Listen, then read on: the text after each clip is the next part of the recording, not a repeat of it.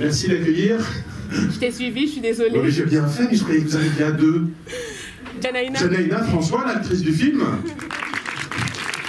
Et Jessica Geneus, la réalisatrice. Bonsoir tout le monde. Merci beaucoup d'être si nombreux. Waouh. Des belles salles, comme ça. Je prends tout, hein, 2 personnes, 3 personnes, mais quand c'est rempli comme ça fait aussi chaud au cœur. Ouais, pour nous, c'est mais le chaud au cœur, ça tombe bien parce que la salle, il fait un peu froid. Il ne faut pas enlever la veste, la trappe de froid. Et voilà, je suis très heureuse d'être là. On fait cette tournée, c'est que du bonheur. Comme on dit, c'est de la grâce parce que, voilà, en ces temps difficiles, qu'un film puisse exister en salle, que les salles soient ouvertes pour les accueillir, je trouve ça extraordinaire. C'est privilégié. Et voilà, donc je serai là après pour vous, tranquillement vous guider hors du film, si vous le souhaitez, et pour un débat, des questions. En attendant, est-ce que je me permets de dire bonne séance? Oui. On peut faire ça. Non, faites comme chez vous. Ok, très bonne séance et à tout à l'heure. À tout à l'heure. Merci à nous en distribution pour cette séance. À Mélia qui est au fond de la salle, entre autres.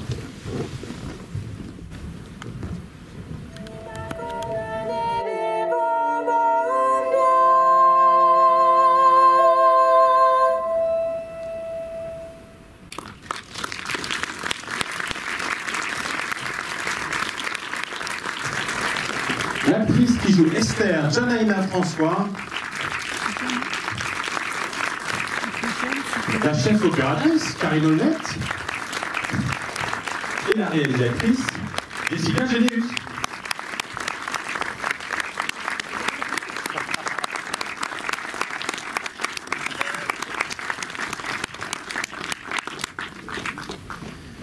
Bon, c'est un beau film, hein, quand même.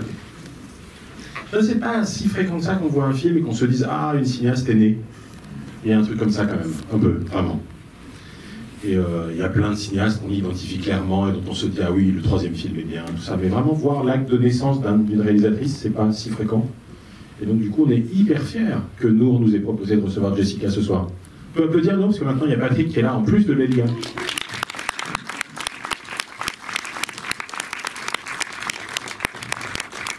Bon, on va commencer de façon un peu classique, mais tu vas nous raconter d'où vient ce film, parce que tu es actrice, et, et tout à coup, tu as commencé à faire des films comme réalisatrice, des courts-métrages d'abord, plutôt documentaires, et il y a un moment où tu te dis, mais non, j'ai envie de traiter cette histoire-là par la fiction. Alors d'où vient cette histoire-là, et pourquoi être la réalisatrice? Et j'ajoute une question même, et pourquoi ne pas jouer dedans? Ça fait plein de questions en une. Non, mais tout ça. En tout cas, je parle souvent la motivation ou le désir ou l'obsession, je dirais, parce que quand on fait des films en Haïti, il faut carrément être dans l'obsession pour tenir son bout.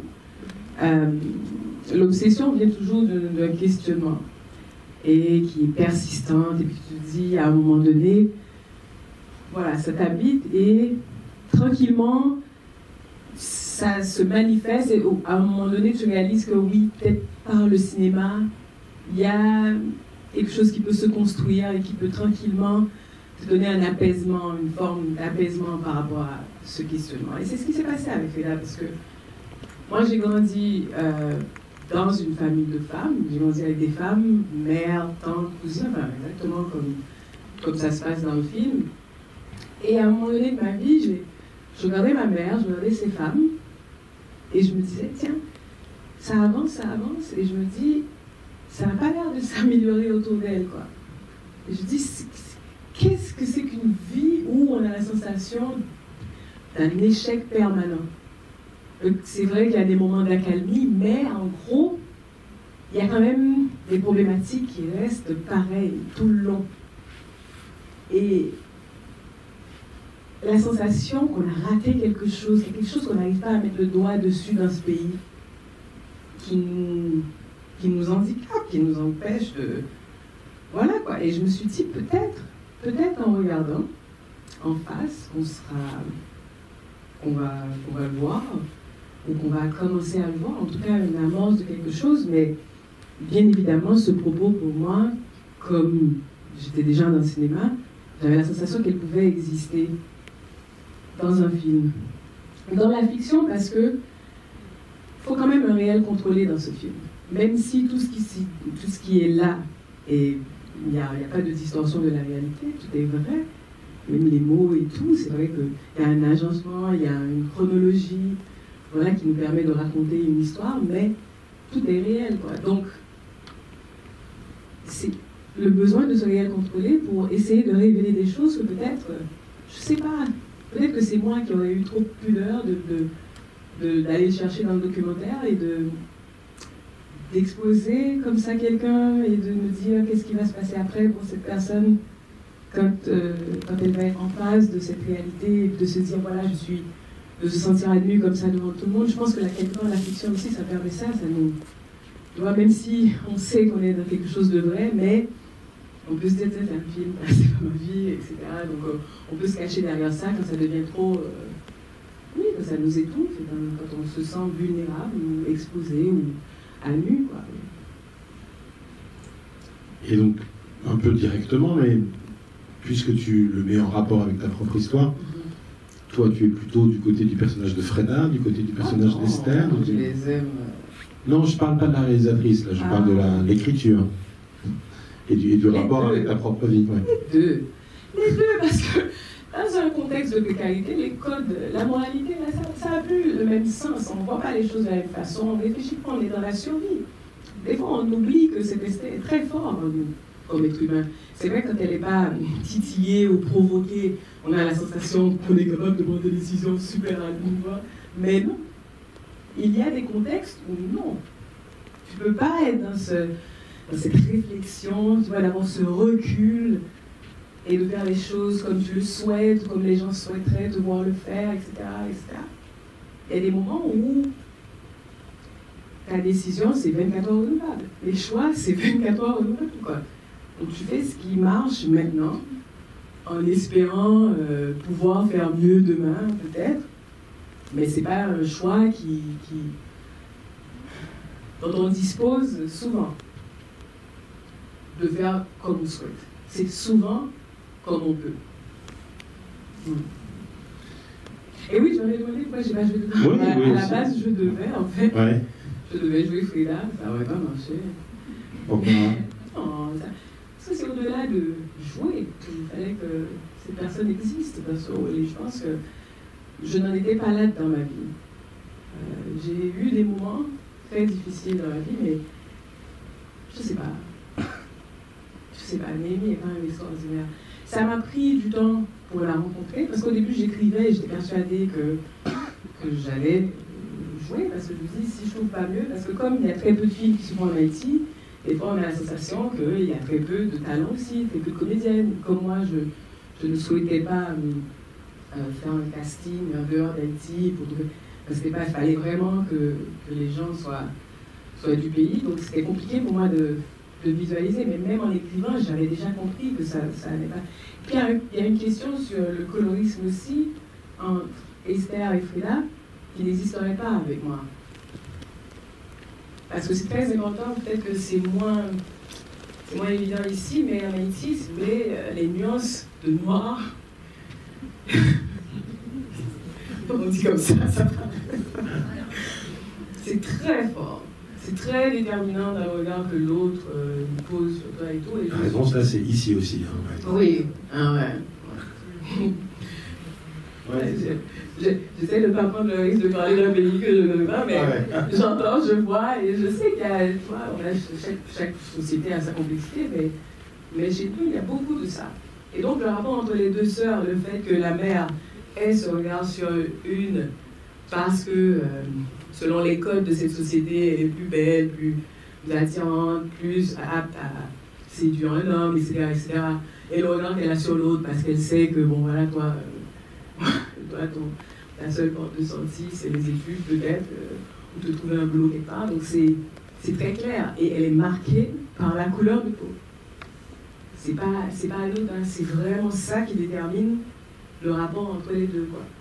Donc, avec moi, je sentais que ouais, il y a une thème qui manquait un peu et qui n'aurait pas fait qu'on comprenne que la différence entre les deux soit vraiment marquée et qu'on comprenne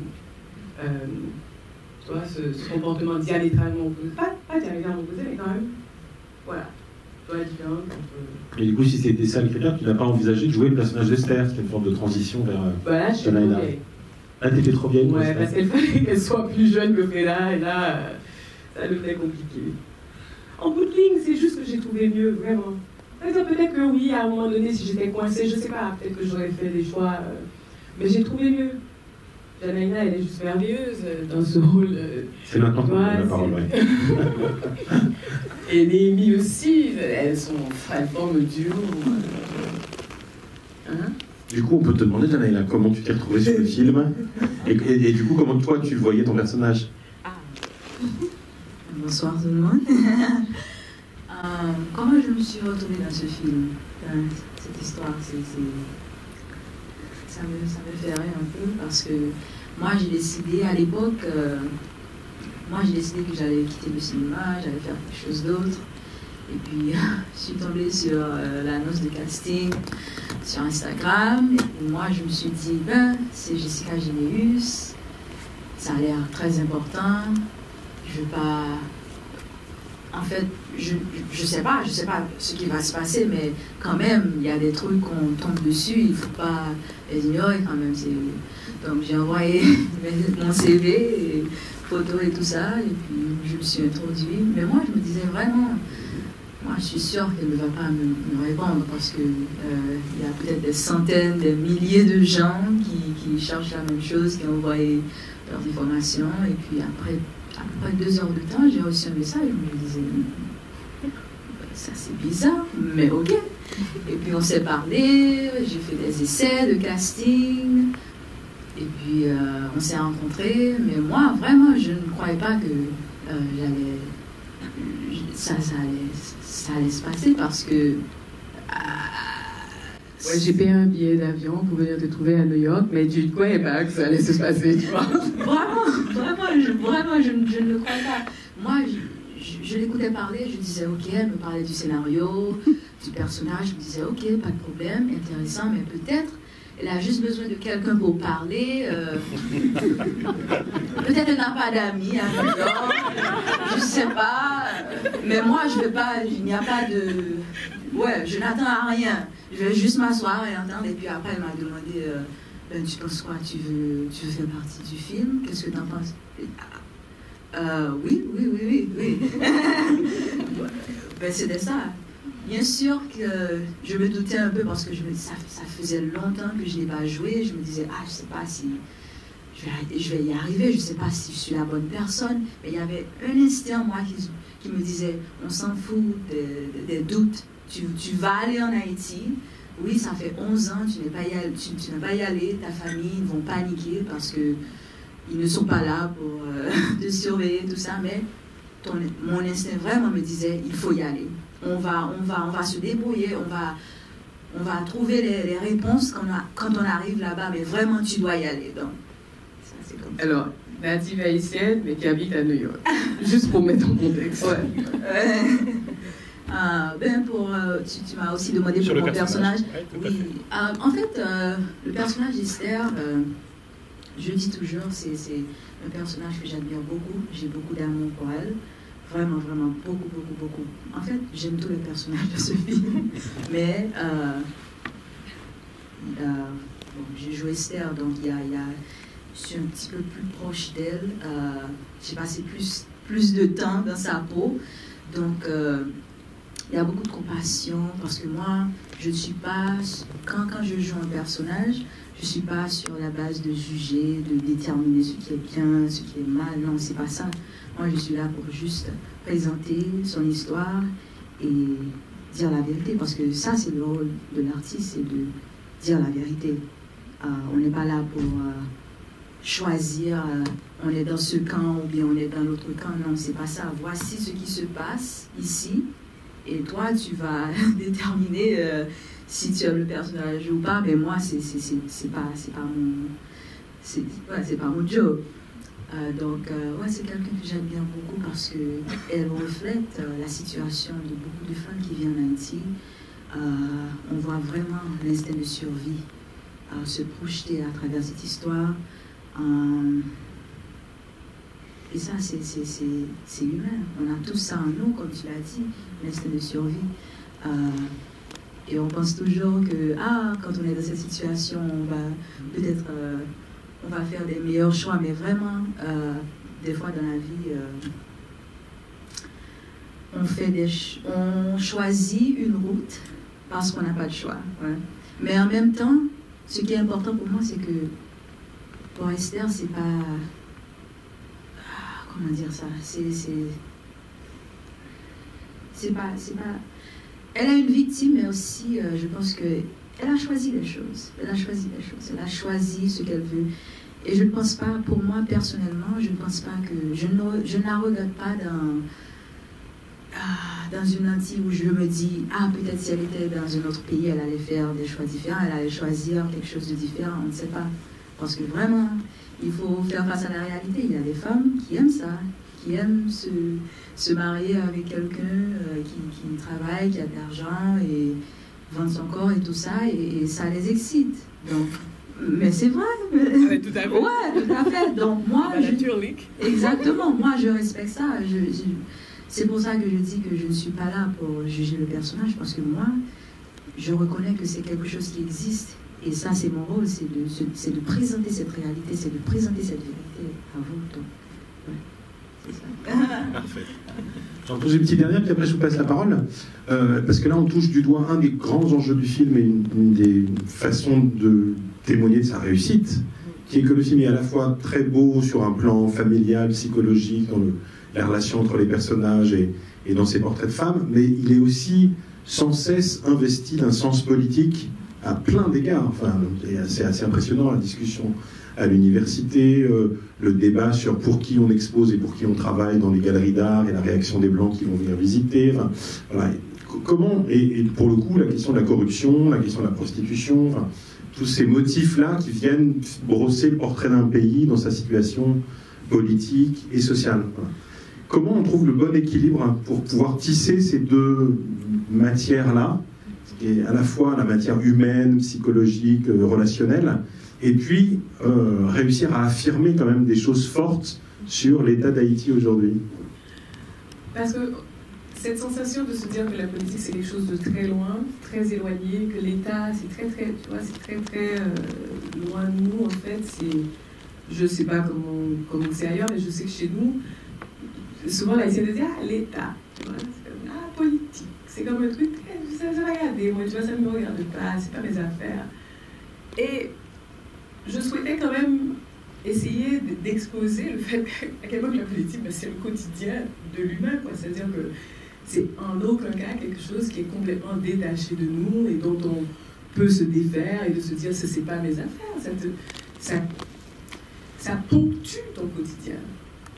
En tout cas, dans notre cas, ça ponctue notre quotidien. C'est-à-dire ne pas pouvoir sortir, aller à l'école, ou je sais pas moi, aller au travail, fonctionner normalement. Ça vient de la politique, ça vient de dirigeants qui n'ont pas fait ce qu'ils devaient faire. C'est-à-dire qu'il y a une étroite relation entre comment on fonctionne comme individu dans une société et les gens qui décident de ce qui se passe. Ça veut dire que je ne vois pas comment je pourrais faire exister Freda sans ça. Et il y a une autre chose aussi, c'est que tout simplement, le contexte dans lequel est placé ce film, c'est en 2018, où il y avait des émeutes quasiment toutes les semaines, parce qu'il y a un mouvement anti-corruption qui venait de commencer, il y a des jeunes qui venaient de lancer ça sur les réseaux sociaux, puis ça a fait boule de neige, puis ça a envahi le pays, tout le monde demandait des comptes sur 4 milliards de dollars qui ont disparu, dont ils ont prétendu avoir fait du développement social, etc. Et donc tout le monde est incapable de trouver, je veux dire, on est trop pauvres pour perdre 4 milliards et ne pas savoir où c'est passé, quoi. C'est unique quand même. Donc il y a eu vraiment un mouvement très très fort dans les rues, les manifs et tout. Donc c'est pour ça qu'on a filmé énormément dans ces manifs, que ce soit moi, des amis dans le média, des amis réalisateurs ou mon chef opérateur qui n'est pas la merveilleuse Karine Honnête parce qu'on n'était pas encore sur Freda à l'époque, mais qui est celui avec qui j'ai fait mon documentaire Devant jusqu'à lever. Quand lui il était en Haïti, donc il filmait, donc on a documenté ce moment parce que c'était vraiment un moment où on sentait que il y a quelque chose qui allait se passer. Il y avait vraiment une ébullition, puis tout, ça bouillonnait de partout. Tu vois, donc c'est difficile de dissocier. Peu importe, de toute façon, cet espace d'intimité n'existe pas vraiment. C'est-à-dire de se dire qu'on peut se concentrer sur les affaires de la famille et faire complètement abstraction de ce qui se passe parce que ça se passe toujours dans ton quartier, ça se passe toujours juste à côté. Tu vois, en dehors de toute la grosse machine qui t'affecte, ben, il y a toujours un truc, il y a toujours soit un pneu, soit un blocage de route, etc., qui est juste à côté, quoi. Donc même dans ta discussion d'intimité familiale, tu vois, les tirs nourris, enfin, il y a toujours un truc extérieur qui vient troubler ça forcément. Donc, je parle vraiment parce que on a eu des moments d'académie, mais les 4 dernières années, ouais, c'était plutôt sport. Ouais. Je vais poser quand même une petite question à la merveilleuse Karine, chef opératrice. Pourquoi ça? Ouais. Non, y compris par rapport à cette hétérogénéité de la matière, parce qu'il y a des images qui préexistaient du coup avant le tournage, là, les images documentaires des manifestations. Est-ce que ça donne des indices sur la façon dont il faut traiter l'image? C'était quoi vos réflexions communes sur la matière de l'image et sur le traitement de l'image, y compris pour que ces images exogènes soient intégrables? Alors Stéphane, on va t'étonner, mais ce film est assez spontané quand même. Donc, en fait, les images de manifestation, ils ont eu l'idée géniale au montage. Toi, t'avais déjà l'idée, Jessica? Oui, mais c'était dans le scénario, mais très mal placé. C'était juste là, voilà, comme indicateur, il ne faut pas que tu oublies de penser à ça, mais c'était pas clair du tout. En tout cas, oui, moi, j'avais pas vu les images, évidemment. Mais disons que j'ai l'impression que c'est un film que Jessica voulait tourner très vite. Et moi, je suis arrivée sur le film avec 1 mois de préparation. Et du coup, je n'ai pas eu le temps de demander à Jessica, mais quel est... Donc, j'avais peu d'indices. Je savais... je crois que tu avais sans doute cité les films de Zane Palsy, ça oui. Je savais qu'elle avait un petit côté quand même cinématographique, quoi. Et donc, en fait, le film s'est construit de manière très, très spontanée. Elle me décrivait les images qu'elle voulait. Et la matière est venue d'elle-même, en fait. En fait, le film a trouvé son style dans cette urgence et dans les visions de Jessica qui sait très bien décrire ce qu'elle voit, ce qu'elle imagine. Qui pose la première question? Oui, j'arrive, monsieur. Bonsoir Jessica. Bonsoir. Il y a plusieurs thèmes qu'on retrouve dans le film, surtout sur la manière dont vous avez répondu sur la politique, qu'on ne peut pas dissocier de la réalité en Haïti parce que la politique est permanente dans notre quotidien, dans notre réalité. Mais il y a un autre terme que vous arrivez à traiter, mais à chaque moment, je vois que, comment je pourrais dire, que le film ne va pas directement vers ce thème, alors que c'est un thème qui est permanent. On peut pas voir Haïti à la fois sans la politique, sans la corruption, qui est notre toile d'araignée en Haïti, mais aussi il y a un autre élément contemporain. Et là, à l'heure actuelle, qui fait, je pourrais dire, ce qui est permanent en Haïti, c'est le partir. On voit dans le film que Moïse arrive à s'échapper un peu, mais il y a cette question quand c'est Yosha Jean-Jean dans le film, à chaque moment où il pose cette question à Frida, mais Frida ne va pas dans cette direction, alors que c'est un élément assez essentiel, c'est un élément qui explique notre réalité en Haïti, on peut dire notre réalité depuis 1915, depuis le début du XXe siècle jusqu'à maintenant, et cet élément est permanent. Pourquoi le film ne va pas dans cette direction? À chaque moment qu'on a l'intention que le film, on veut aller vraiment vers cette orientation de partir.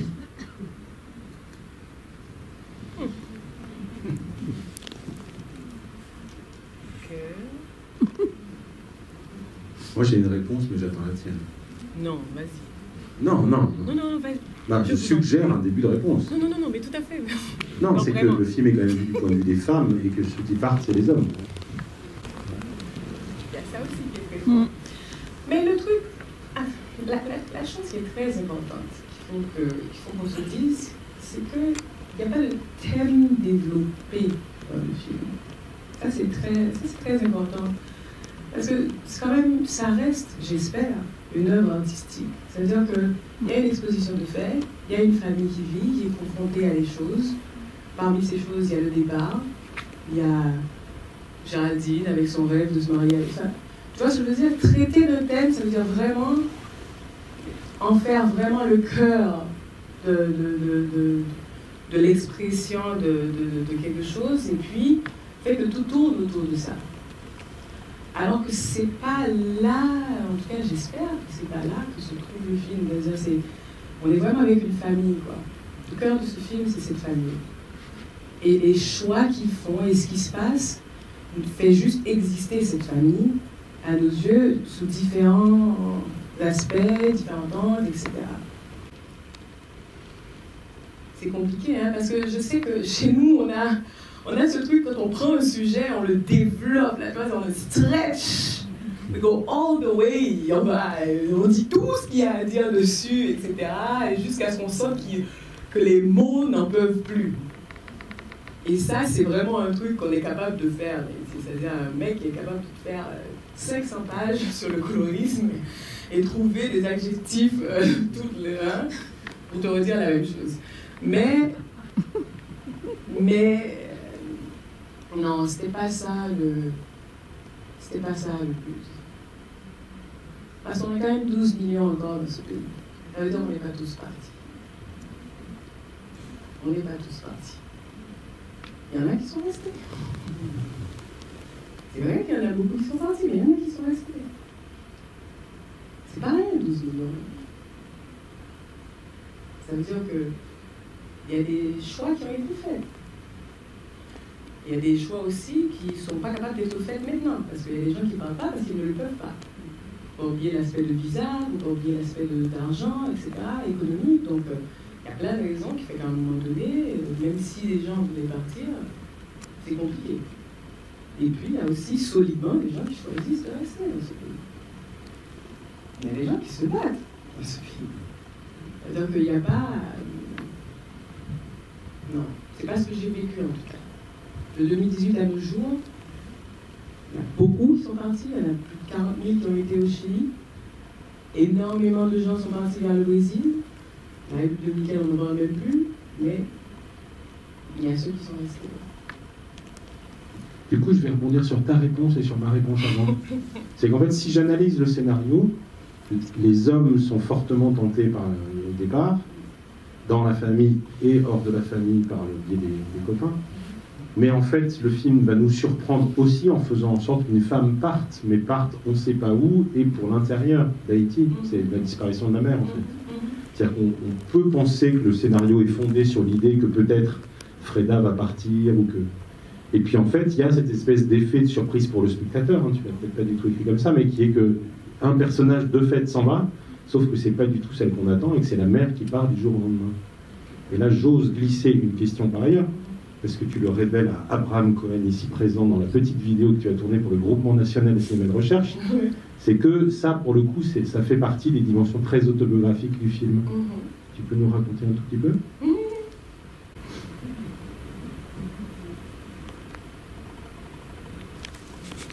Je sais pas, je suis vraiment partie dans ma tête à vous expliquer. Parce qu'il y a...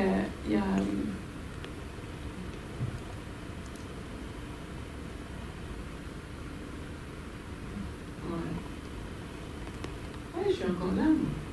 C'est-à-dire, je bouge beaucoup, je voyage, mais je suis encore là. Ma maison est en Haïti. Je passe beaucoup de temps en Haïti. Je n'ai pas fait ce film en étant à l'extérieur de ce pays. Et la question de partir ou de rester, c'est pas une question rationnelle en fait. C'est-à-dire ceux qui restent, c'est pas parce qu'ils sont convaincus que c'est la chose à faire. Mais en tout cas, c'est ce qu'ils ressentent le besoin de faire au moment où ils le font. Et comme je dis souvent, on attrape Freda, on attrape cette famille en cours de route. Ils ont vécu avant, ils vivront après ce film. C'est-à-dire l'idée, c'est pas qu'à la fin du film, que tous les choix soient clairs et qu'on se dise, ok, toi tu vas là, toi tu fais ça, toi tu... Non, c'est l'idée de se dire, tiens, il y a eu cette fenêtre sur cette famille, on a fait ce voyage avec eux, mais ils continuent de vivre avec, parce que ces gens existent vraiment. Je sais pas qu'est-ce que Freda a fait le lendemain, je sais pas, tu vois, mais au moment où on les quitte, c'est ça qui se passe. C'est comme ça que je le vois, c'est pour ça que de dément, j'avais jamais fait ce film, jamais écrit quoi que ce soit dans l'idée qu'à la fin il y ait un dénouement ou quoi que ce soit. Je voulais juste, je pense même en tournant, j'étais dans la curiosité de voir où ils allaient. Je n'étais jamais sûre que ce qui est écrit, c'est absolument ce qui doit exister. Même cette séquence de fin, c'est parce qu'à un moment donné, j'ai oublié que je filmais en fait. Tu vois, on a posé la caméra sur Jeannette, puis je suis mise à la regarder comme ça, je suis complètement perdue dans... Tu vois, c'était pas prévu qu'elle pleure. C'est des choses que tu demandes pas. En tout cas, moi, je ne demande pas ça à un comédien. Tiens, va vraiment pleurer dans 2 minutes. Tu vois, on espère que la personne sera habitée. Et le fait d'être habité va s'exprimer de la façon la plus juste. Et si ça vient avec des larmes, ok. Ok. Et ça, on est resté, on a filmé, je sais pas, on est resté avec elle 30 minutes et les larmes sont venues très très tard. Et la caméra est restée sur elle au moins une trentaine de minutes.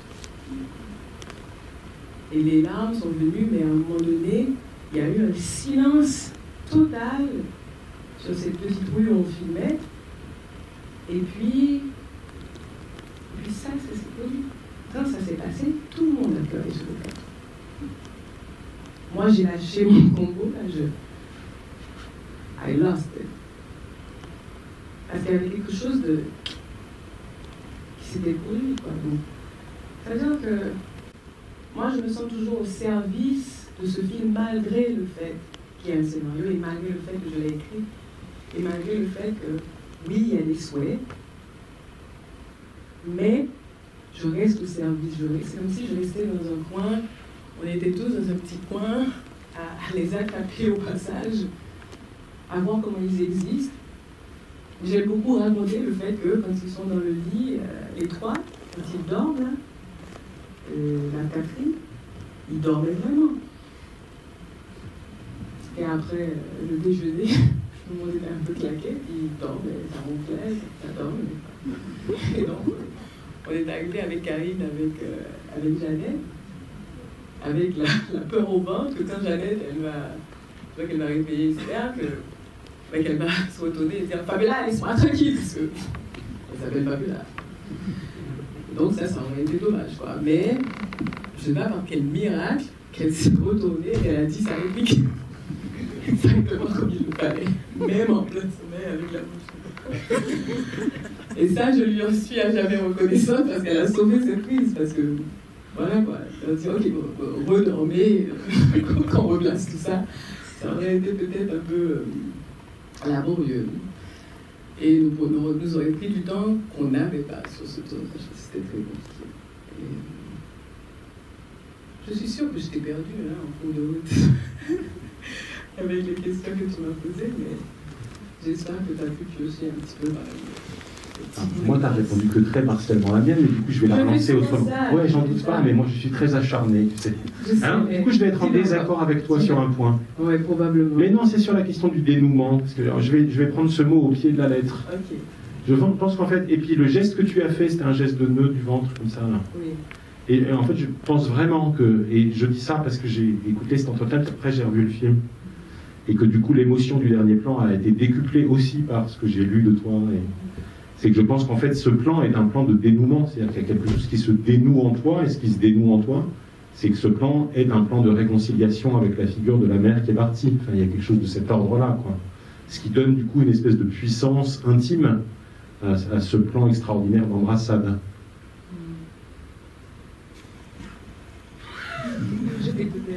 Ouais, mais j'en doute pas.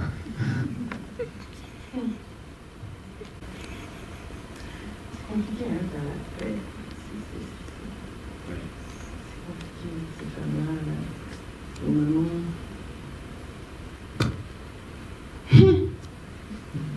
En fait, c'est faire la paix, mais c'est aussi un deuil qu'on fait.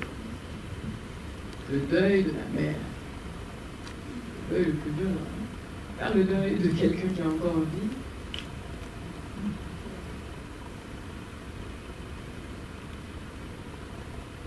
Non, je sais pas, je m'arrête là. On va pas une autre question. Là-bas. Non, c'est tout bon. Bonsoir. Donc, si j'ai bien écouté et bien compris, donc il n'y a pas de dénouement. C'est pas moi. Je vais essayer de ne pas poser la question sur le dénouement. J'ai eu l'occasion d'aller en Haïti à plusieurs reprises. Et ma question, en fait, je poserais, c'est vrai qu'on parle beaucoup d'Esther, mais quand on regarde le film, j'ai l'impression, en fait, que c'est Freda. C'est vrai que c'est, on va dire, c'est un clan matriarcal, mais j'ai l'impression que c'est quand même Freda, en fait, qui porte cette famille. Au début, donc, on la voit subir quelque chose, donc je ne voyais pas que c'était elle, jusqu'à ce qu'elle fasse comprendre à sa mère ce qui s'est passé pour qu'elle entende ce qui se passe avec sa sœur. C'est peut-être pour ça que sa mère, elle a disjoncté 2 minutes et qu'elle est partie et qu'elle est revenue. Moi, ma question, c'est d'où ces mères ou d'où ces femmes, en fait, elles puisent cette force pour, comme vous dites, pour faire partie des 12 millions qui ne partent pas, mais qui envoient quand même leur progéniture à l'étranger. Honnêtement, je pense qu'on a beaucoup parlé d'Esther parce que Janaïna est là aussi. Il y a des moments où tu vois, on parle beaucoup aussi sur Freda parce que c'est quand même une figure centrale, bien sûr, dans le film. Mais ce que je veux dire rapidement avant de parler de la force, où est-ce qu'elle le trouve? Alors là, aucune idée, mais il y a une chose qui est sûre, c'est que je pense que les femmes en général en Haïti, c'est comme, faut vraiment, elles vont vraiment jusqu'au bout de la force avant de laisser tomber. Et c'est pour ça que souvent, les femmes qui partent ne reviennent pas. Il y a plus de chances qu'un homme qui parte revienne, je sais pas comment te dire ça, mais les femmes, quand elles sortent, c'est fini là. Pareil dans les relations amoureuses, voilà. Quand c'est fini, ça veut dire que c'est fini il y a 6 mois et que voilà, il n'y a pas moyen de récupérer ça. Ah ben c'est pareil, quand elles quittent Haïti, c'est vraiment parce qu'elles ont tout donné, mais jusqu'au bout. Et on a cette capacité de résilience, parce qu'on a toujours été capable de composer, même dans 1 mm² de liberté, quoi. Et c'est ça, je pense, qui fait que tu arrives à... Tu vois, tu recomposes dans ta tête, tu recomposes, tu refais, tu recalcules, ok, on va faire ça, on va faire ça. Tu as cette capacité, tu vois, de tergiverser dans ta tête jusqu'à ce que tu analyses toutes les pistes de solutions possibles. Parce que tu es forcé de le faire aussi. On a toujours été forcé de le faire. Parce que comme cet espace ne nous est pas donné dans cette société, ça veut dire qu'il faut qu'on compose en dehors, tout en étant au cœur. Enfin, c'est très compliqué. Hein? Ça veut dire que tu sais ce que ça veut dire faire avec ce que tu as, faire quand c'est pas possible, faire quand ça paraît complètement... Mais tu vas voir aussi dans les manifs, c'est les hommes qui sont dehors. Ça veut dire qu'elles savent bien que là, elles vont pas être écoutées. Là, c'est moi qui dirige, mais là, je vais y aller, oui, pour faire... pour grossir la foule, mais je vais pas être écoutée. Par contre, dans les espaces à l'église, hein, c'est elles qui sont là. Ça veut dire que je pense que beaucoup d'entre elles ont très bien compris. Elles ne sont pas du tout dupes de... Tu vois? Donc c'est pour ça que, quelque part, hein, c'est une proposition de réponse de me dire que c'est peut-être ça aussi qui joue beaucoup sur, tu vois, sur l'attitude qu'elles ont et qui fait qu'elles vont rester quand même. Parce que, surtout, il y a des voyages aussi qui sont très difficiles à faire. C'est-à-dire là, Moïse, il va au Chili, il prend l'avion, il part, mais parfois les gens... Ils passent des mois à traverser toute l'Amérique latine jusqu'aux États-Unis. Et ça, souvent, les gens, ils préfèrent que ce soit les hommes, ils se disent dans leur tête, ils seront plus capables de se battre parce qu'il y a beaucoup de choses qui se passent dans ces voyages, des viols, ils se font battre, ils se font tuer, enfin, c'est des voyages, mais inimaginables. Ça dure des mois, tu fais plusieurs stops, plusieurs pays, tu traverses ci, tu traverses ça. Et souvent, on se dit que, tu vois, c'est plus facile et tu vas... Sur la frontière entre le Texas et le Mexique, là, il y avait beaucoup d'hommes avec leurs filles. Parce que voilà, c'est l'idée de se dire qu'ils seront plus capables de se protéger, de protéger l'enfant s'il doit faire ce voyage. Et la femme, elle se dit, bon voilà, physiquement, ou peu importe la construction psychologique, tu te dis que c'est à toi d'attendre. Donc lui, il va arriver aux États-Unis, travailler, s'installer, et puis éventuellement faire venir. Et ce qui peut arriver aussi, c'est qu'ils trouvent l'amour de leur vie là-bas, quoi. Et donc, cette femme qui a tout donné souvent, qui a travaillé, qui a donné toutes les économies. Je me rappelle, il y avait une dame que j'ai rencontrée qui travaillait chez quelqu'un. Je lui parle et elle me dit, tu vois, elle est focusée, elle travaille parce qu'elle doit récolter l'argent, parce qu'elle doit faire partir son mari et tout. Et puis je lui dis, t'as pas peur qu'il parte et que, voilà, que j'ai plus de nouvelles? Et non, moi, mes femmes Léogane, ouais. Elle vient de Léogane, ça veut dire dans le vaudou que voilà, tu peux pas faire ce que tu veux avec mon argent. Donc, ça veut dire qu'il y aura des répercussions et que voilà, quoi, le mec, il sait que voilà, il peut pas faire ça. Donc, tu vois, elles prennent le risque de le faire, c'est un risque. Tu vois, il y en a qui sont futés, qui font peur au mec, qui se disent voilà, si tu y vas, voilà, il y a ça. Mais il y en a qui sont dans un truc beaucoup plus voilà, fluide, ils laissent partir, ils donnent l'argent, ils aident à cotiser pour trouver l'argent et qui perdent l'investissement, on va dire comme ça. Donc, et juste pour rectifier, j'ai dit il n'y a pas de dénouement, il n'y a pas de dénouement voulu. C'est-à-dire il n'y a pas un truc précis que je voulais absolument que ce soit ça, c'est ça que je souhaite exprimer. C'est-à-dire, tout ce que vous ressentez vous appartient vraiment et j'espère que vous ressentez des choses qui viennent de vous. Ce qui existe, c'est ce qui devait exister, à mon avis. Et voilà. C'est un mal et moi, je ne peux plus rien faire. Le film existe et... Juste, puisque tu as évoqué le vaudou et l'église, je veux bien que tu nous racontes un tout petit peu plus sur la ligne de fracture entre ces deux cultures-là, enfin, qui est quand même très présente dans le film, y compris dès la scène des prénoms. Est-ce que tu peux nous raconter le sous-texte de cette ligne de fracture qui traverse la société haïtienne? Alors, c'est un triangle où vous avez le catholicisme, le protestant, il y en a plein, hein, il y a le mormon, le Jéhovah, etc. Mais bon, les catholiques et les protestants évangélistes, parce qu'il y en a plein, de variantes de protestants aussi, et le vaudou. Donc à un moment donné, ils ont fait une chasse aux sorcières. C'était pendant l'occupation américaine. Et ils ont voulu tuer les prêtres vaudous, etc. parce que le diable...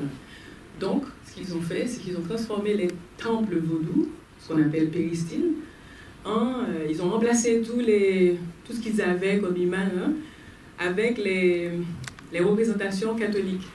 Donc ils ont... Par exemple, la déesse Erzuli Freda dont Freda porte le nom, c'est la Vierge Marie. C'est la Vierge Marie. Donc quand les Américains ils arrivaient pour détruire, donc ils étaient un peu confus parce que voilà, il y avait Marie, Joseph et tout, donc il y avait des indications qui les troublaient par rapport au fait qu'ils ne savaient plus quoi faire. Donc, et depuis, il y a eu comme ce mariage entre le catholicisme et le vaudou. Donc, honnêtement, c'est la religion qui n'embête pas trop le vaudou en Haïti. Par contre, le protestantisme, là, il en fait son affaire. Donc, ils mettent des croisades contre le... Ils mettent des... Mais s'il y a 2 heures de prêche dans une église protestante, 1h59, c'est sur le vaudou et à quel point c'est... Donc, ils mettent beaucoup d'énergie, et une énergie violente. Après le tremblement de terre, là, ils se sont mis à tuer les prêtres vaudous parce que c'est à cause d'eux, c'est la malédiction, nanana, etc. Donc ils sont très, très... Donc ce qui fait que quand tu es dans le catholicisme en Haïti, tu es comme un peu... Tu es souvent vaudouisant aussi. Pas toujours, mais beaucoup. Et parce que tu te sens, c'est possible, quoi. Mais quand tu es protestant, tu ne peux même pas y penser. Alors que c'est partout dans le pays, parce que tout le monde ne pratique pas le vaudou, mais Haïti est 100% vaudou. Parce que le vaudou, c'est dans la culture, c'est le tambour, c'est tellement d'éléments de la culture haïtienne, en dépit, tu vois, en dehors de la spiritualité, c'est fort. Donc maintenant, dans les protestants, quand ils voient le tambour, si quelqu'un, tu vois, tape du tambour, donc c'est compliqué de vivre. Et c'est pour ça que ça, d'où le documentaire que j'ai fait avant, c'est pour ça que ça développe des schizophrénies, des cas de santé mentale très très graves. Parce que tu demandes à quelqu'un d'être de renier quelque chose qui est profondément ancré dans sa terre, quoi, dans son univers. Et ça, ça n'a aucun sens. Et donc Jeannette, si tu veux, avant, elle n'était pas protestante, donc elle se lâchait un peu, donc elle a appelé sa première fille Freda, parce que voilà, parce qu'elle était une autre femme avant. Donc, Mais maintenant, elle est protestante, voilà, Jésus, c'est, voilà. Ok, j'ai pas de mots pour ça. Mais, et donc son rapport avec tout ça, donc elle est dans la gêne de, tu vois, d'avoir appelé cette fille Freda. C'est comme une marque, tu vois, c'est comme quelque chose qui, une marque indélébile de ton passé de pécheresse avant t'as fait ça, quoi. Donc elle est tout le temps dans ce truc de s'excuser. Pardon, ouais, elle s'appelle Freda, mais on est en train de faire les démarches pour parce que c'est aussi une façon de pouvoir soutirer un peu d'argent pour changer ce nom qu'elle ne changera jamais. Il y a ça aussi.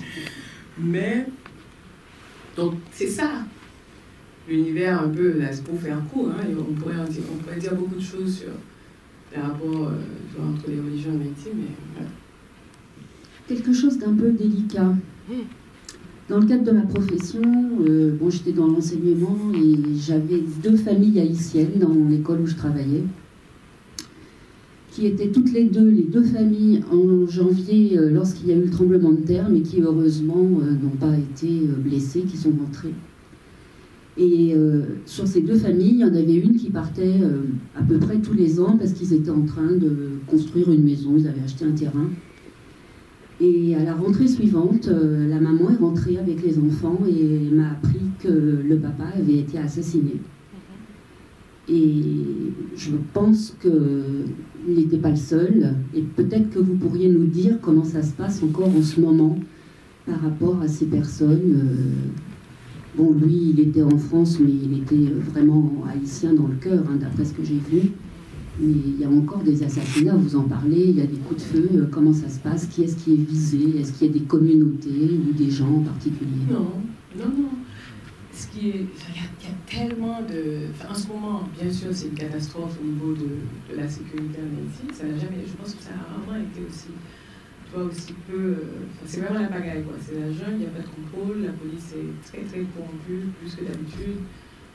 Et il n'y a pas de filet, tout le monde est à son tour. Elles viennent que pour là. Tu sors dans les rues en ce moment. Hein.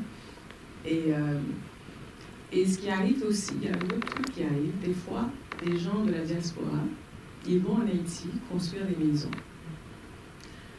Et la famille, les membres de la famille en Haïti, qui n'ont pas les moyens, etc., qui voient qu'ils sont en train de faire ça, ils sont un peu embêtés par ça. Et malheureusement, des fois, ça peut finir très mal. Des fois, ils peuvent commander, faire en sorte que ces personnes disparaissent. Comme ça, eux, ils peuvent hériter de... C'est très compliqué. Il y a des trucs qui sont quasiment commandés par des membres de ta famille, parce que, si tu veux, la disparité, des fois, elle est tellement grande.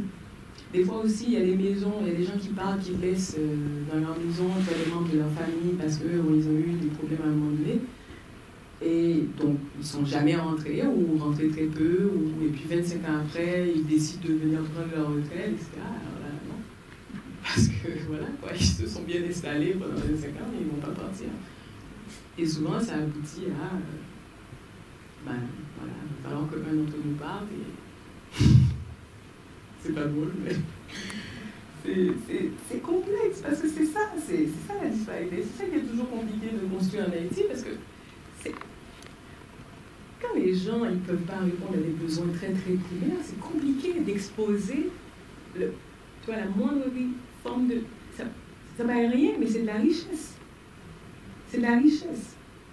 Si tu viens, tu construis une maison, je ne sais pas moi, 2 étages, t'es riche. T'es riche. Et forcément, ça met les gens, principalement ceux qui sont proches de toi, dans un inconfort. Et ça ne veut pas dire que la diaspora n'envoie pas des sous en Haïti. C'est ça qui est dément. C'est jamais assez, quoi. Parce qu'ils en envoient des sous. C'est quand même eux, ils sont le principal moteur de... Tu vois, c'est eux qui gardent l'économie. C'est fou, quoi, mais c'est ça. Parce que ça, c'est, si tu veux, c'est des palliatifs, c'est des pansements pour cacher une blessure qui doit être guérie, en fait, qui ne peut pas être cachée. Ça veut dire que tu ne peux pas résoudre le problème de société ponctuellement envoyant de l'argent pour permettre aux gens d'être dans une survie constante, puis c'est jamais réglé, le truc. Donc c'est ça qui est compliqué en ce moment, c'est-à-dire, faut qu'il y ait une vraie stabilité économique, quoi, que la personne puisse travailler, manger de base, quoi, des trucs de base. Et là, la diaspora vient en apport. Mais la diaspora ne peut pas être tout, tu vois, tout ce qui peut répondre aux besoins des familles, c'est pas possible. Donc ça crée des relations, tu vois, très, très... Ça crée une dépendance d'un côté. Et puis l'autre, il devient comme un esclave qui n'en finit plus de travailler pour un. Et puis c'est compliqué. Ça fait des rapports très... Tu vois, il y a beaucoup de tensions. Et quand les gens ils vont là-bas, mais c'est compliqué parce que toi, tu as juste envie d'aller dans ton pays, relaxer, etc. Ben non. Tu as la tante, tu as la cousine, tu as tout le monde qui défile, qui vient chercher quelque chose. Donc tu vois, ça crée... donc je ne sais pas ce qui s'est passé avec votre ami, mais il y a cette possibilité-là aussi, entre autres, de l'insécurité qui règne normalement, mais souvent c'est des trucs bien ciblés, malheureusement, et j'en connais beaucoup, énormément de cas comme ça. Alors, il n'y a qu'un pas pour parler de la question de la corruption, qui est entre autres représentée par la figure du sénateur. Pourquoi c'était important de montrer ce milieu-là aussi et l'effet d'attraction, de séduction qu'il produit sur le personnage d'Esther? Oui, c'est là où se trouve l'argent. Pas besoin de savoir quelle est la couleur de cet argent, d'où il vient, qui y a touché avant, après. Donc c'est là. Donc, il y avait un truc qui était très important par contre, au-delà de la corruption, parce que c'est clair qu'il fallait que la corruption existe, parce que c'est ça qui règne en maître actuellement en Haïti et qui handicape absolument tout. C'était de montrer aussi que c'est l'idée de, je sais pas moi, le politicien corrompu véreux, mais qui n'est pas jeune. Tu vois, il y a toujours cette idée qu'un politicien corrompu véreux, c'est quelqu'un qui... Alors qu'aujourd'hui, par exemple, dans notre Parlement, juste avant qu'il soit Mikadou, dissous, comme ça, on va y arriver. Il y avait beaucoup de jeunes. La plupart d'entre eux étaient des jeunes. Très très jeunes, début trentaine, etc. Donc c'était mélangé, bien sûr. Il y avait des gens plus expérimentés, etc. Mais il y avait beaucoup de jeunes. Et il y a ce mythe que, tu vois, que les politiciens, c'est des hommes, voilà, très âgés, que les jeunes, c'est vraiment les révolutionnaires. Ça n'a rien à voir, quoi. Et souvent, ceux qui se retrouvent dans le Parlement, c'est des jeunes, comme Freda et comme ceux que vous voyez à l'université, qui soudainement accèdent à un poste de pouvoir, qui oublient complètement tous les débats qu'ils faisaient là-bas, quoi. Parce que ces débats, ils le font tout le temps, tout le temps, tout le temps. C'est l'espace où tous les politiciens viennent pour essayer de convaincre tout le monde de, voilà, quoi, de voter, etc. Donc ils sont vraiment dans un rapport direct avec des hommes, tu vois, des gens qui ont des ambitions de pouvoir, etc. Donc ils sont beaucoup déterminants aussi.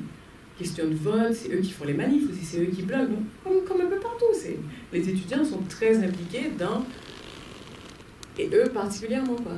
Et ce qui est marrant, souvent le leader de ça, je ne pense pas que c'est un cas de figure qui appartient à l'humanité, il se retrouve souvent en position, voilà, de force, de pouvoir, et puis bien sûr, il devient pire que ceux contre qui il se battait.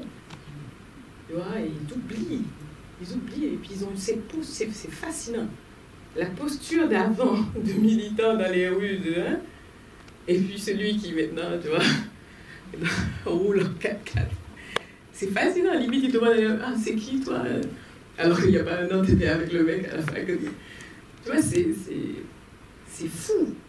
Et c'est des jeunes qui viennent de familles, tu vois, en grande précarité, que tu dirais, ah, mais il va comprendre forcément. Ça n'a rien à voir. Rien à voir. Souvent, ils oublient même leur famille, quoi. Alors là, à parler des jeunes avec qui ils se battaient, ou le pays. Tu vois, ça devient tout à coup, ça devient des concepts complètement superflus, quoi. Donc, j'avais envie que ça existe. Même si ça n'a peut-être pas cette force à l'extérieur, mais en Haïti, je sais qu'ils comprennent. Je sais qu'ils savent que je leur parle, quoi. Et ça m'intéresse beaucoup. Le film, tu peux le montrer où, là-bas? Je vais le montrer, hein. Ouais. Je l'ai montré une fois après le tremblement de terre. Il y avait un tremblement de terre le 14 août en Haïti, dans le sud, à la péninsule sud. Et on l'a montré pour... on a donné 50% des recettes aux organisations locales qui sont dans les zones affectées. Et je suis pas restée dans la salle. C'est compliqué parce que c'était un public assez... c'était très drôle parce que c'était dans un milieu très très riche en Haïti. Parce que justement, je souhaitais accéder à des gens que je savais qui financièrement pouvaient payer des billets assez chers. Parce que c'est très cher projeter un film parce qu'il faut tout faire. Il faut louer la salle, il n'y a pas de salle de cinéma équipée, donc il faut tout... Et donc, il fallait qu'on puisse déjà rembourser ça et aussi avoir assez d'argent pour pouvoir donner, etc. Donc, j'ai fait dans un milieu très aisé. C'était très drôle parce qu'il y a des trucs qui les faisaient moins rire dans le film. Et ce qui était drôle aussi, il y a des blagues, comme le moment où Jeannette, elle rit beaucoup de Géraldine, qui se voyait là dans ce château à Pétionville avec ce jeune homme. Et on m'a dit, je ne sais pas là, qu'il y avait toute une partie de la salle qui rigolait et toute une partie qui était complètement tétanisée. Et la différence, c'était la couleur de peau. Ouais, ça les a pas fait rire du tout. Et tu sais, ce qui est marrant, c'est que quand tu montres le film, t'oublies, tu vois, t'oublies les choses. Et là, t'entends ça, tu sais, ah ouais, oups. T'oublies, c'est 1h30 quand même, c'est long. Et c'est pour ça que je suis pas restée dans la salle, j'étais comme... j'étais mais ça s'est bien passé, je suis encore vivante, je suis là, je suis sortie. Moi, j'ai vu, voilà, ça va quoi. Je pense, j'espère en tout cas, et on va en faire d'autres, hein, de façon très informelle, parce que comme là, on peut pas faire une tournée, s'il n'y a pas de... Tu vois, la situation ne s'y prête pas, mais ponctuellement, oui. Il y a des moments où quelqu'un me dit, oui, j'organise un festival de ci, ça, si je suis dispo et que je suis en Haïti, je le planifie. Qui pose la dernière? Tu voulais compléter? C'était toi la dernière, Stéphane? Non? Oh, regarde. Il y a quelqu'un. Premièrement, je souhaitais vous remercier pour le film qui est magnifique et super bien écrit, parce que je trouvais justement que, en tant que spectateur, on ne juge pas les personnages. Donc même Esther, enfin moi en regardant, j'ai pas forcément eu un jugement envers elle. Pareil pour la maman de Freda, où on pourrait se dire, elle envoie sa fille un peu se prostituer, elle fait de la discrimination, enfin elle privilégie sa fille plus claire par rapport à Freda, etc. Mais c'est tellement bien scénarisé que finalement on comprend que ça se passe dans un contexte particulier et que chacune a des failles. Et l'autre partie aussi que j'ai pas mal appréciée, c'est qu'effectivement elles sont toutes fortes, toutes les trois, il y a beaucoup de résilience, mais c'est important aussi de se laisser des moments où on peut craquer. Il y a la fameuse scène où Freda elle met son rouge à lèvres et elle va pleurer. Aussi la mère qui part, et donc on ne sait pas pourquoi vraiment elle est partie, mais on sent aussi, comme tu disais, qu'elle est peut-être arrivée à bout à un moment donné, donc on craque.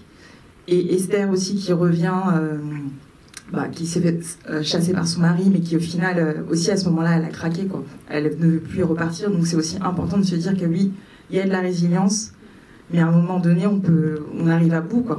On a le droit de pouvoir craquer. Mais en tout cas, merci beaucoup pour ce film, et je souhaitais aussi savoir quelle était la suite pour vous et également pour l'actrice, si d'autres longs métrages sont prévus, ou si vous avez prévu aussi de reprendre du coup le métier d'actrice, vu que vous aviez mis ça de côté. Merci.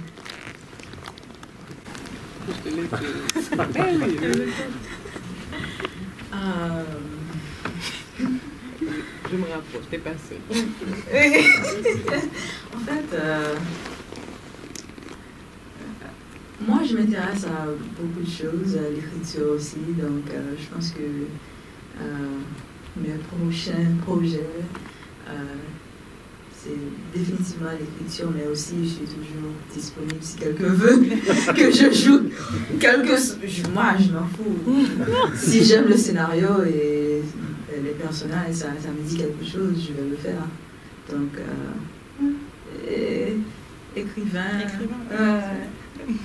écrivain, comédienne, les deux. La bonne continuation. Ah, merci. Oui, Jessica, toi, oui. Oh my God. J'écris déjà mon prochain long-métrage. De toute façon, j'écris beaucoup dans ma tête avant de commencer à... Et je ne sais pas si ça va plaire, tu vois. C'est compliqué ce que je suis en train de... Mais moi, j'ai peur de ce qui se passe dans ma tête, là. Je me demande, est-ce que tu veux vraiment aller là, maintenant que les Haïtiens ont dit, tu représentes dignement le pays avec ton film et tout. Et que là, d'aller dans un endroit... Parce que là, j'ai bien envie de questionner la moralité en Haïti, ouais. La moralité, les prostituées, les travestis. Ouais, j'ai bien envie d'aller là. J'ai bien envie d'aller là parce que il y a beaucoup de crimes qui ont été faits. J'ai perdu beaucoup d'amis dans ce pays aussi. L'homophobie, c'est un mot qui est beaucoup utilisé, souvent parce que quelqu'un a fait un tweet. Et moi, l'homophobie, ça va plus loin que ça pour moi, parce que j'ai vraiment perdu des gens. Et alors que parallèlement, on a eu un président qui, pour moi, est ouvertement gay, quoi. C'est-à-dire que le mec, il se pavanait, vous connaissez peut-être pas, mais Martelly, c'était tout de suite après dans le Montaire, un peu plus tard, je pense un peu moins d'un an après dans le Montaire, le gars, il se pavanait en petite culotte, en petite jupe, c'est un gars pendant 25 ans qui a été chanteur de compas, que tout le monde... Tu vois, c'est le genre de gars qui faisait des disques juste pour dire des obscénités. Il avait ça 100% obscénité. J'ose pas le dire le mot en créole parce que c'est vraiment... voilà. Allez, vas-y, on est entre nous. 100% caca. Ah oui. C'est ça. Tu l'as demandé, hein. Donc, je ne vais pas me faire un procès. Je suis gentil en général. Je t'ai poussé au vice. Ouais. Donc ça veut dire que ce mec a fait ça. Et les Haïtiens, tu vois, beaucoup d'entre eux qui sont très... qui ont une forme de moralité, surtout très proche de la chrétienté, qui est très viscéralement contre. Mais surtout qu'il est devenu président de la République pendant 5 ans. Il n'a même pas eu le destin de Jovenel, quoi. C'est-à-dire, le mec, il est resté au bout, il est tellement resté au bout, il a pu soutenir Jovenel et dire voilà votre prochain leader, il est resté, il est encore là. Mais pourtant, ça assassine des gens comme ça. Ça me fait péter un câble. Et c'est quelque chose auquel je pense depuis longtemps, depuis même avant qu'il devienne président, même avant, tu vois, de voir ce qui se passe dans ce pays. Qu'est-ce qu'on décide d'accepter, qu'est-ce qu'on n'accepte pas, et puis la radicalité, puis les extrêmes aussi. Parce que quand ils aiment beaucoup, mais quand ils détestent, c'est compliqué. C'est compliqué. C'est difficile de renverser, tu vois, l'état d'esprit, Et donc, ouais. Quelque chose me dit que tu vas y aller. Ah, c'est sûr. Ouais. La question que je me pose, c'est est-ce que je vais perdre l'amour de mon peuple après? C'est ça la question. Ça me ferait mal quand même, mais je suis obligée de faire le film. Donc, ça la suite.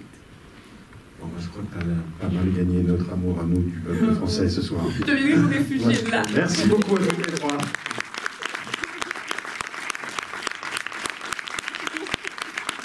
Je prendrai